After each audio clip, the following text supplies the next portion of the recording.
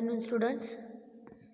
तो आज मैं कक्षा 9वीं में आपको पढ़ा रही हूँ 8वां पाठ भीम और राक्षस। एक छोटी सी एकांकी है। एकांकी यानी कि एक छोटी सी नाटिका, नाटिका स्किट जिसको बोलते हैं, और उसको एकांकी भी बोला जाता है। नाटिका मतलब आपको मैं बताऊंगी नाटक और नाटिका में ये फ़र्क होता है। नाटक जो है पूरी कहानी दिखाई जाती है, जैसे कि आप फिल्म देखते हैं, अंत तक वो स्टोरी आपको उस फिल्म के रूप में दिखाई जाती है। लेकिन नाटिका में फ़र्क ये है कि किसी भी एक बड़ी कहानी में एक छोटा सा जो प्रसंग घटता है, उस प्रसंग को उतना ही एकांकी अथवा नाटिका में दिखाया जाता है। यही उन दोनों में फ़र्क है, नाटक और नाटिका। नाटिका यानी कि छोटा सा प्रसंग उसमें दिखाया जाता है, और नाटक मतलब एक पूरी की पूरी कहानी अंत तक आपको दिखाई जाती है। तो ये हो गया। तो आज मैं आपको पढ़ा रही हूँ 8वां पाठ जो है भीम और राक्षस। पाठ का नाम है भीम और राक्षस।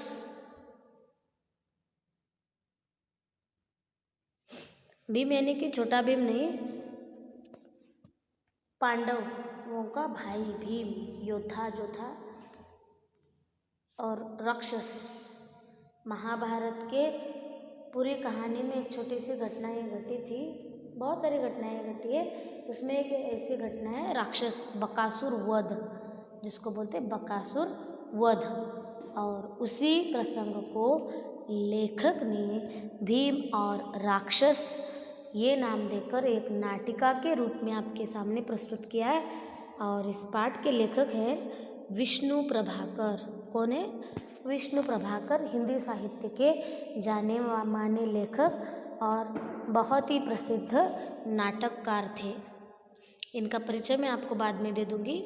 तो यहाँ पे जो है एक कहानी को ही इस नाटक के रूप में दर्शाया गया है, भीम और राक्षस।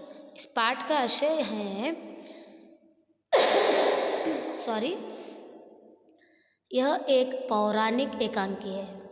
भीम के द्वारा बकासुर का वध इस एकांकी का कथासार है।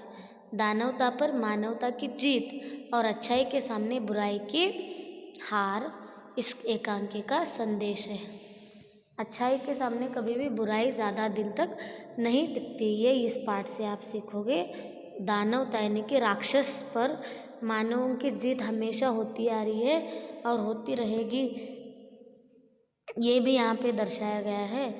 और एक पौराणिक एकांकी है। पौराणिक यानी कि हिस्टोरिकल, जो महाभारत की घटना में एक ऐसी घटना है बकासुर का वध।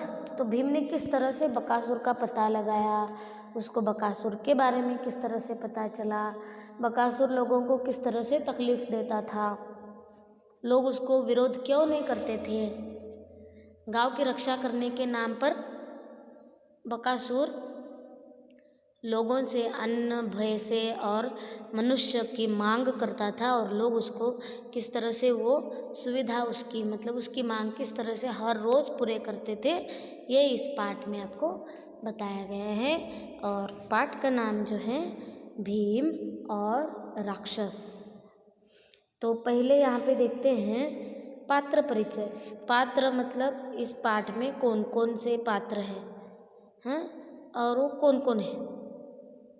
इस तरफ दिया है पात्र का नाम, और वो पात्र किस किरदार में है ये इसमें इस तरफ दिया गया है, और ये है पात्रों के नाम। तो पहला जो है ब्राह्मण, जो है घर का मालिक। ब्राह्मण जो है घर का मालिक है। ब्राह्मणी जो है ब्राह्मण की पत्नी।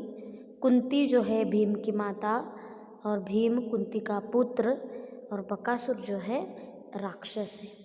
तो ये हो गया पात्र परिचय। दृश्य पहला, इस एकांकी में सिर्फ 2 दृश्य दिखाए गए हैं। पहले दृश्य में किस तरह से स्टेज का क्या बोलते हैं मैन अरेंजमेंट किया गया है, किस तरह से स्टेज सजाया गया है, किस तरह से स्टेज बनाया गया है, ये बताया गया है। नाटक कर रहे हैं तो ये सारी बातें बहुत ही ज़रूरी है। तो मंच पर मकान के आंगन का दृश्य, एक मकान के आंगन में पहली घटना घटी है। गरीब ब्राह्मण का घर, मकान जो है गरीब ब्राह्मण का घर है। सभी रो रहे हैं, उस घर में सब लोग रो रहे हैं। चारों ओर उदासी है। पर्दा उठने पर लोग रोते रोते बात कर रहे हैं। पर्दा उठ गया, सब अरेंजमेंट हुआ है और पर्दा उठते ही देखते हैं तो लोग रोते रोते बातें कर रहे हैं। ब्राह्मणी बोलती है, ब्राह्मण की पत्नी रो कर ही बोलती है, मैं कहती हूँ तुम मुझे जाने दो, बच्चे तो अब बड़े हो गए हैं, उन्हें संभालने में कोई कठिनाई नहीं होगी। ब्राह्मण बोलता है, नहीं नहीं, तू कैसे जा सकती है, तू चली जाएगी तो घर में क्या रहेगा, बच्चे अभी इतने बड़े कहाँ हैं, फिर बेटी का विवाह भी करना है, नहीं मैं ही जाऊँगा। ब्राह्मणी, अजय तुम कैसे जाओगे, तुम चले गए तो घर ही चला जाएगा, नहीं मैं ही जाऊँगी।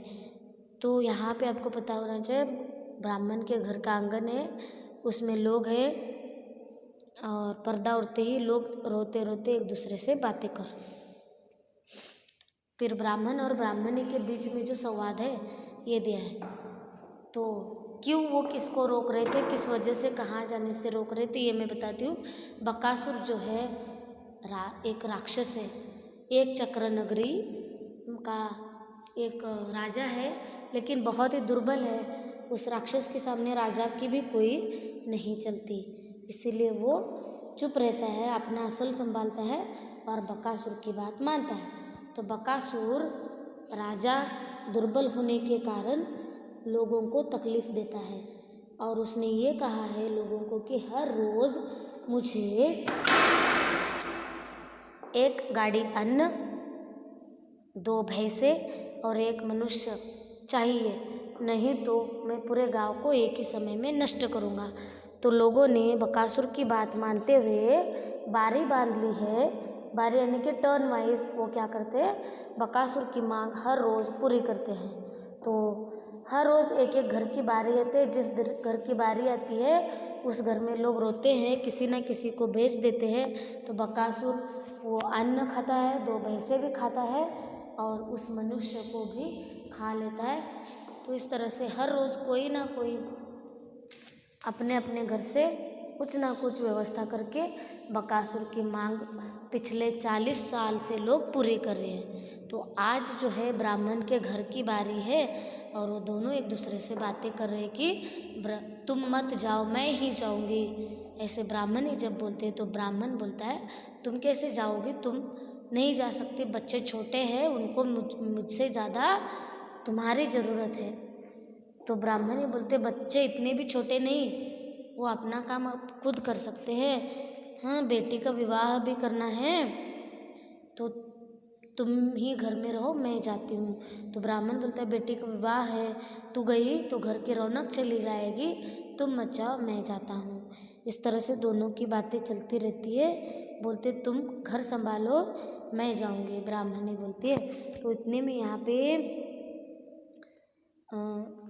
वो उनकी लड़की आके बात करती कि तुम लोग एक दूसरे से मत लड़ो, कि और राक्षस के पास भी आप दोनों को जाने की ज़रूरत नहीं है, मैं ही चली जाती हूँ, मेरे होते हुए आप नहीं जा सकते।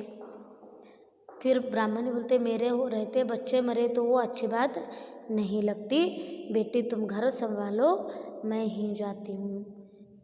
फिर इनके घर में पांडव रहने के लिए आते हैं, क्योंकि उनको कौरवों ने हराया था और 13 साल की सज़ा सुनाई थी।